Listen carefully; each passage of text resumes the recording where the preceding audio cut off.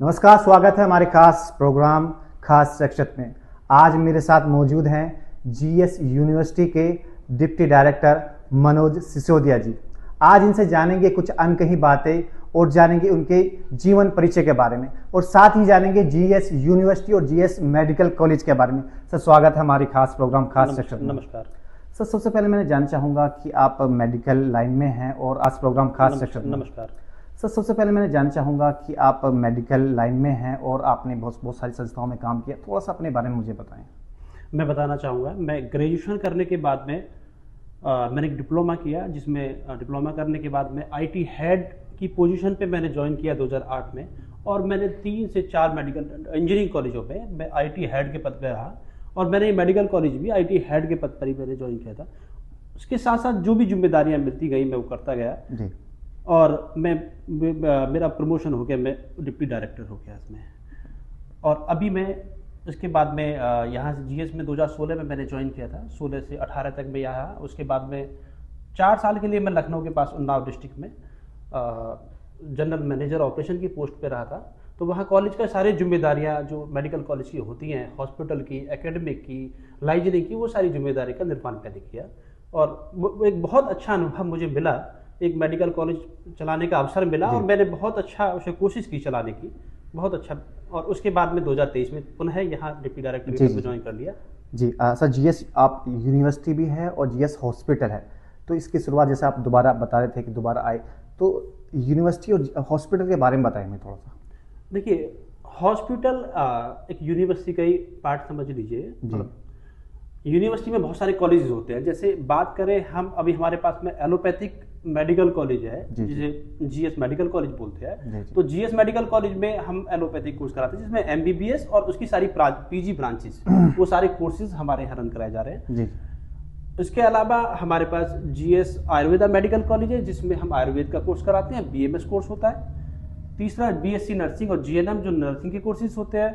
चौथा हमारा होता है जो फार्मा की कॉलेज होते हैं, फार्मा के कोर्सेज होते हैं, बी फार्मा और डी फार्मा, वो हमारे इसे चलते हैं। तो यूनिवर्सिटी में और आप एक हॉस्पिटल में डिफरेंस जानना चाह रहे थे, मैं आपको क्लियर करना चाहता हूँ। जैसे होता क्या है कि यूनिवर्सिटी का काम होता है किसी भी कॉलेज को संबद्धता देना, उसके जो स्टूडेंट्स पढ़ते हैं उनके कॉपियों, उनका एग्जाम को कंडक्ट कराना, ये काम यूनिवर्सिटी का होता है। हॉस्पिटल का काम होता है ट्रीटमेंट देने का।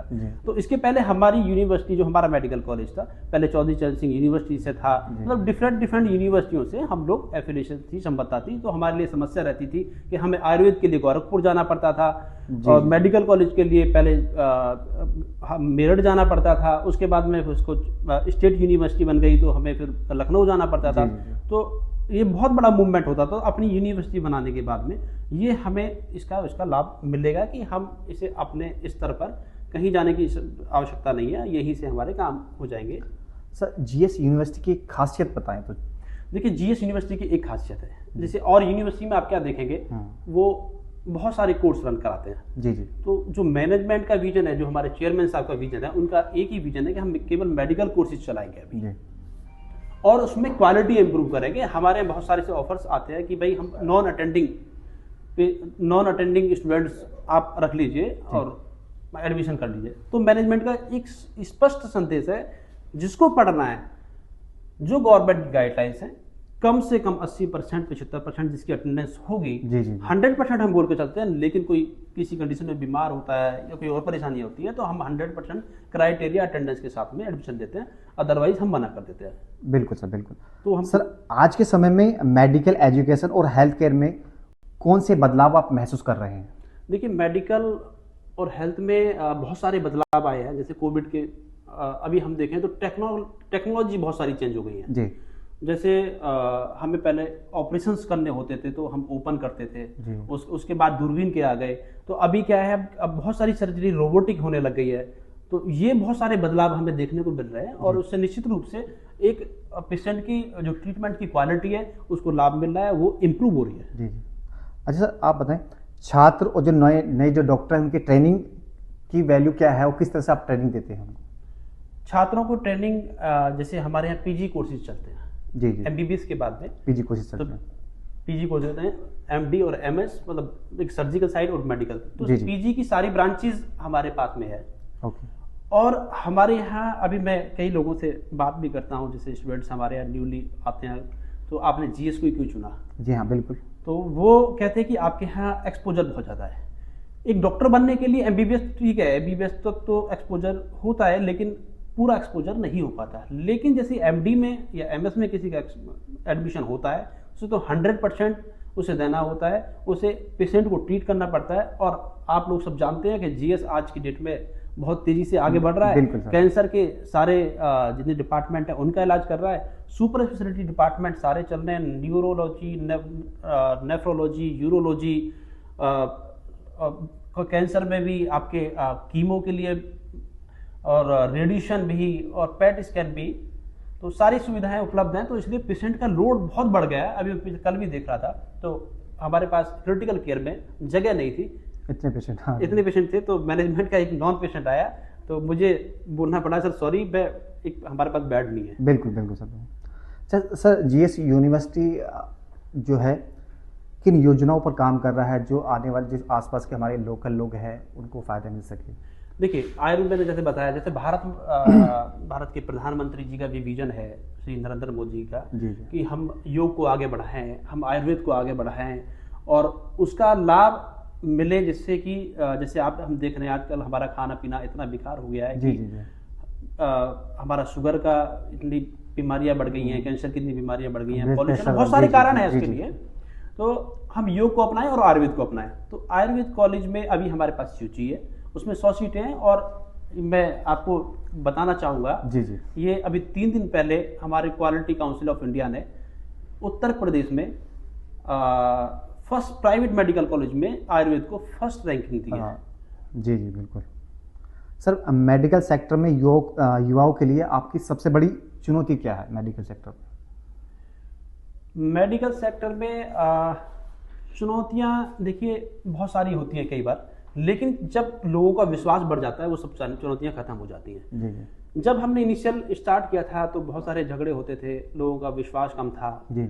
लेकिन अब जैसे हमने सारी सुपर स्पेशलिटी हमारे यहाँ चल रही है, कैंसर का इलाज हम कर रहे हैं, कैलाश, यथार्थ जैसे सेंटरों से वहाँ से पेशेंट रेफर होकर आ रहे हैं, तो हमें अच्छा लगता है कि वो लोग हम पे विश्वास कर रहे हैं। और वो चुनौतियां जो हमारे पास में पहले थी 3 साल 4 साल पहले, वो चुनौतियां खत्म हो रही हैं और धीरे धीरे हम बहुत तेजी से आगे बढ़ रहे हैं। आसपास के मेडिकल कॉलेजों में भी आप देखते होंगे। और सबसे अच्छा लगता है कोई जो भी मेडिकल अस्पताल बने हुए हैं, मेडिकल कॉलेज बने हैं, रेफर टू हायर सेंटर या refer to GS medical college. तो हायर सेंटर कौन सा होता है? वो जीएस मेडिकल कॉलेज होता है। तो ये हमारे लिए, हम अपना सौभाग्य भी समझते हैं कि इस तरह से हमें अपॉर्चुनिटी मिली है, हम अच्छा सा काम कर पा रहे हैं। बिल्कुल सर। जैसे कोविड-19 की बीमारी आई थी, उसके बाद आपको मेडिकल सेक्टर में कौन से बदलाव महसूस हो रहे हैं? कोविड-19 के बाद में गवर्नमेंट ने भी थोड़ा सा इसी तरफ ध्यान दिया है। और इसमें देखिए, जैसे ऑक्सीजन के सिलेंडर्स, जी हाँ, और ऑक्सीजन की प्रॉब्लम्स बहुत सारी जी हम लोगों ने सफ़र की। मैं उस टाइम पे उन्नाव में था जी। और ये हमारे लिए बड़ी बदनसीबी थी कि हमारे पास पूरे डिस्ट्रिक्ट उन्नाव में कोई सेंटर नहीं था जिससे ऑक्सीजन प्रोवाइड हम लखनऊ से लेते थे, हम रायबरेली से लेते थे, और नियर बाई डिस्ट्रिक्ट जो थे हमीरपुर से लेते थे, कहाँ जा लेते थे जी। तो ये अब सभी जगह गवर्नमेंट ने स्टिक कर दिया। बल्कि जो अपनी पीएससी सीएससी हैं, सीएससी पे भी उन्होंने ऑक्सीजन के सिलेंडर जो टैंक्स होते हैं उनकी अवेलेबिलिटी करा दी है जी। सर, वेंटिलेटर, दूसरा क्या है? वेंटिलेटर का बहुत कम वेंटिलेटर हुआ करते थे उस टाइम पर। वेंटिलेटर का नंबर बहुत बढ़ गया, सभी कॉलेजों में वेंटिलेटर, अस्पतालों में वेंटिलेटर्स हैं, तो इससे भी बेनिफिट हुआ है और टेक्नोलॉजी भी अपग्रेड हुई है। जी सर, जीएस यूनिवर्सिटी का जो विजन क्या है अगले आने वाले 5 सालों में, क्या रहने वाला है? देखिए, जीएस यूनिवर्सिटी का विजन, एक तो क्वालिटी, हम स्टूडेंट्स की क्वालिटी को लेके बहुत स्ट्रिक्ट हैं कि हमारी रैंकिंग हर कॉलेज की नंबर 1 आए, वो चाहे बीएससी नर्सिंग हो, चाहे जीएनएम हो, चाहे बी फार्मा हो, चाहे डी फार्मा हो, जो भी कोर्स हम लगाएंगे वो क्वालिटी के साथ हम आगे बढ़ाएंगे और नंबर 1 पर रहने की पूरा प्रयास करेंगे। जितना स्ट्रगल हो सकता है पूरा स्ट्रगल करेंगे। दूसरा, जिसको जहाँ जैसे हमारे बीएमएस में 100 सीटें हैं, तो 100 के हम प्रयास कर रहे हैं कि 200 सीटें हो जाएं।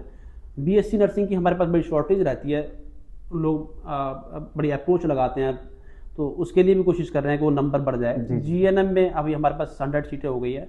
और जैसे बहुत सारे डिप्लोमा जिनकी नीड है, रेडिएशन में नीड है, या मेडिकल ऑन्कोलॉजी में जो वो डिप्लोमा ऐसे कोर्स होंगे उनको आगे बढ़ाएंगे।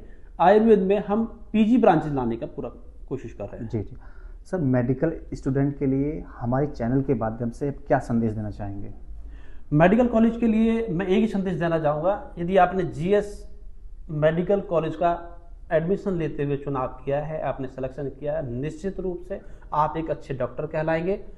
इसमें कोई संशय वाली बात नहीं है, क्योंकि इतना पेशेंट का लोड और मैनेजमेंट का जो हमारे चेयरमैन हैं और जो सेक्रेटरी है डॉक्टर अंकित शर्मा, उनका सीधा संदेश है, मैं कहीं भी अपने प्लेटफॉर्म पे खड़ा होकर ये बोलूँ कि मेरे बच्चे नंबर 1 हैं। बिल्कुल सर, बिल्कुल। तो आज हमारे साथ मौजूद थे जीएस मेडिकल कॉलेज के डिप्टी डायरेक्टर मनोज सिसोदिया जी, जिन्होंने जीएस यूनिवर्सिटी तथा जीएस मेडिकल कॉलेज के बारे में अपनी राय रखी। ऐसे ही खास पॉडकास्ट के लिए देखते रहिए खास शख्सियत। धन्यवाद।